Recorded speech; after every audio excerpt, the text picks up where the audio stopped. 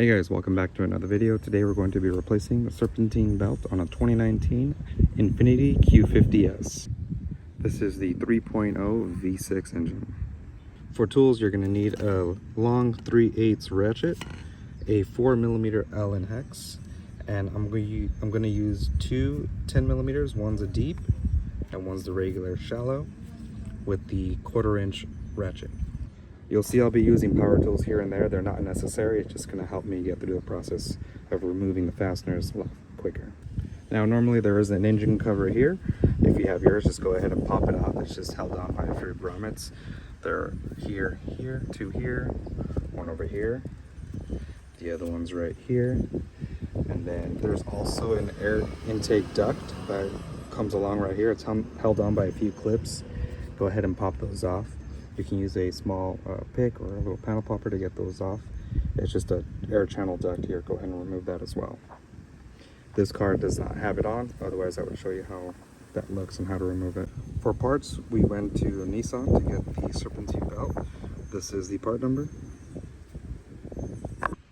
And real quick, just before we get started, the belt on this car actually ripped off, and the owner went ahead and pulled off the old belt and just threw it away. So right now there is no belt installed. So that's going to be the only difference on this how-to, is that you're not actually going to see me remove a belt because there is no belt, but you'll be able to get the idea on how to remove it and install it. We're going to start off by removing 4 10mm nuts here that hold the 2 coolant reservoirs. This one's missing one here, so we're just going to remove 3, but you will have 4. I'm using the deep socket here because the stud extends a little high, so the shallow one might not catch the nut very well. Now we could just lift these up, kind of place them to the side, get them off the holders. Next, we're going to work on removing the 2 intake housings. Starting with the one on the left side, if you're facing the car. We're going to pop this cover off. You're going to have a few clips. Just give it a good tug. It'll come right off. That'll give you access to the 10mm right here. And you also have one right here. We'll do the same thing on the driver's side. Just pop this off. That'll expose the 10 under here. And then the last 10 right here. You're going to have 2 clips. One right here. One on this side. And then we're going to pull the front side of the housing up and out. It's held on by a tiny grommet on the inside, so you're going to have to give it a little tug just to break it loose. Bring the filter out with it, and then just lift this up to kind of angle this out. This little nipple right here goes on a grommet down on the inside. The driver's side is the same thing. One clip here. This one's broken, so I'm not going to hear a snap. And then you undo this side. Now the grommet, the rubber grommet that holds it to the body on this side, is in further, so it's going to be a little harder to remove this side, but it's pretty much the same thing. You're going to lift up, get it out of that grommet, but you're going to have to work a little harder to feed it out because it's not a straight shot in. See this one here? So this extends further in, so you have to really like push this back a little bit to get it out. Now, mounted onto the cooling fan, you're going to find this little module right here. It's held on by 2 10mm nuts, one here, or 2 10mm screws, one here, and there's one right here. I went ahead and started them off just so you can clearly see where they're located. Remove both of those, and then we can move that module to the side. Here's what those screws look like. We're going to move these cooling hoses a little higher, kind of brace them off to the sides, just so I can show you that module. You can go ahead and grab it at this point and just kind of shove it to the side over here. It has 3 connectors. We're not too worried about removing those connectors. We just need this moved over to the side. And down on in here, you're going to see one of these wiring harnesses. It's easily removable. It's just pushed into the cooling fan, into some slots. You can easily just pull it on out. And we just want to be able to have this movable so we can gain access to the tensioner a lot easier. Okay, so now with the filter removed here, you can easily come in and locate the tensioner. It's right here. And down in here into this slot, it's hard to see, but there is a 3/8 opening, so this is where we're going to put the ratchet. So I'm going to slide it down. And here's what it looks like when it's into the slot of the tensioner. I have it pretty much up and down, and work to loosen up the tension. We're going to put the ratchet in reverse, and then we'll be able to push the ratchet down this way, and that's going to release tension. Once you release tension enough, this hole right here is going to line up with another hole on the tensioner. Once those line up, you can slide the Allen through those holes and it'll hold the tensioner for you.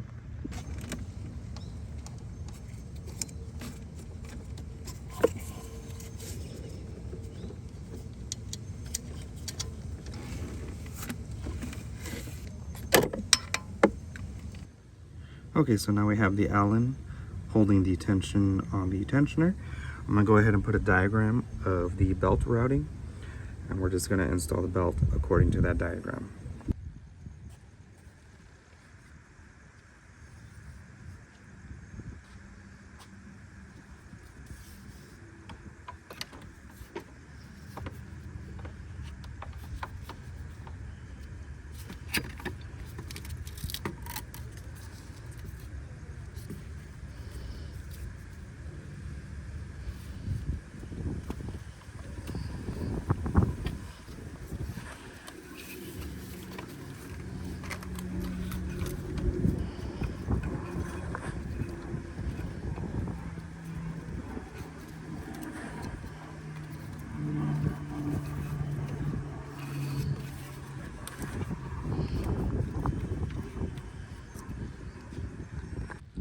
Now, if you're having trouble installing the belt, one of the biggest tips I can give you is to install the belt around all the pulleys and make this pulley right here at the very top the last one that it has to go over.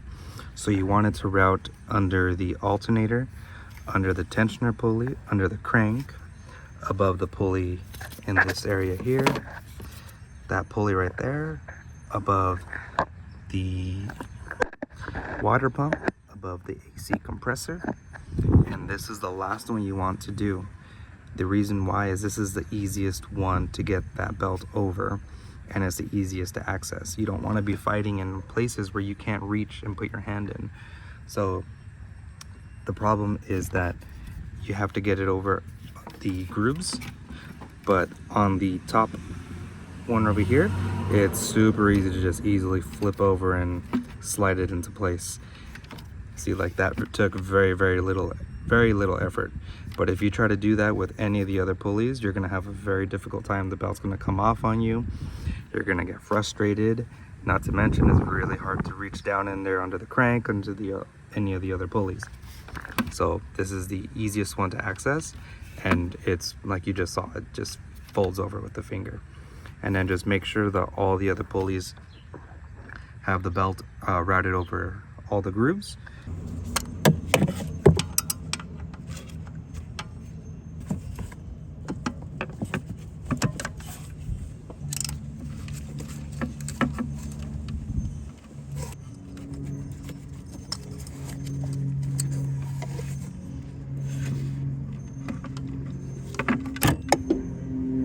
Now we have tension back onto the belt, and as you can see, we have the belt routing over all the pulleys.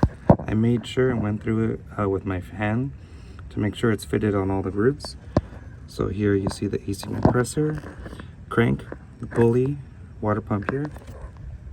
Over on the other side, you see the top pulley, the alternator on the bottom, tensioner, and again, I ran my finger through all of them, make sure the belt's on all the grooves. So now we're just going to go ahead and assemble this in reverse order. We'll start with the control module with the two 10mm. Just make sure that if you removed the harness or just unraveled it, you put it back into the slots of the AC fan.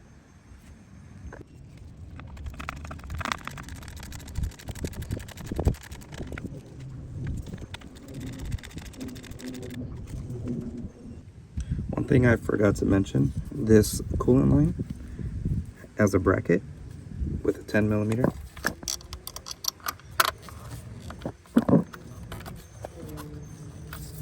And it goes in right there. So just go ahead and tighten it down. It should look like this when it's done. Next we'll put the coolant reservoirs back in. Slide them back in their slots.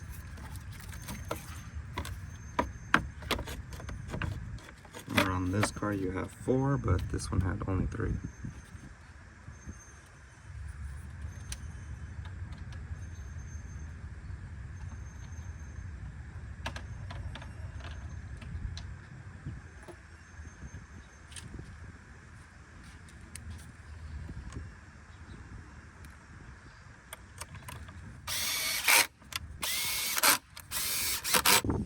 The passenger airbox, this is the one with the grommet that's straight, doesn't pop out.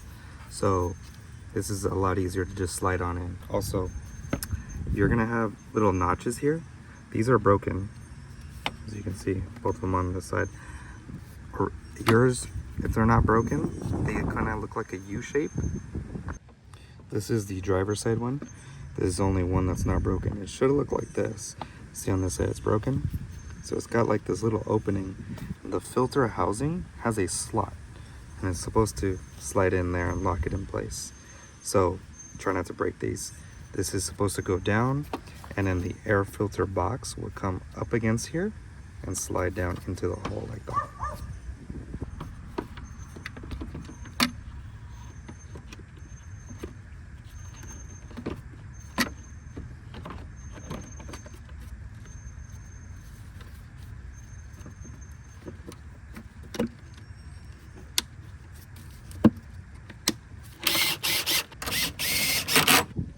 Now the driver's side, remember this side sticks out further, so it needs to go further in. You can't see the grommet, you can barely see it back there.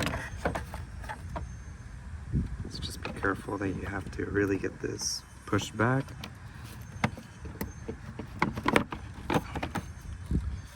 It's not too difficult, but it does take a little extra work.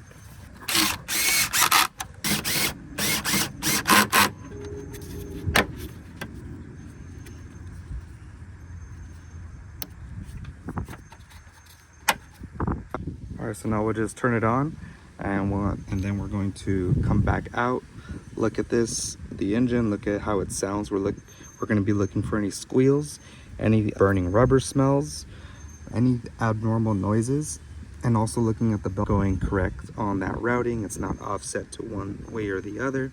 So when you turn it on, come out here and you're going to be looking for sounds and smells.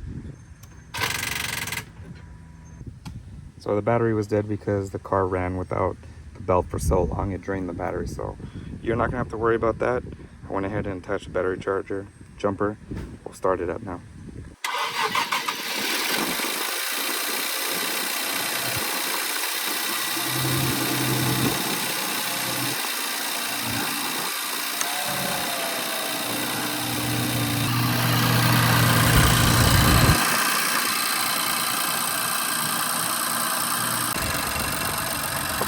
Coming in here, looking at the belt, it's not making any abnormal noises. It's running straight. Looking good.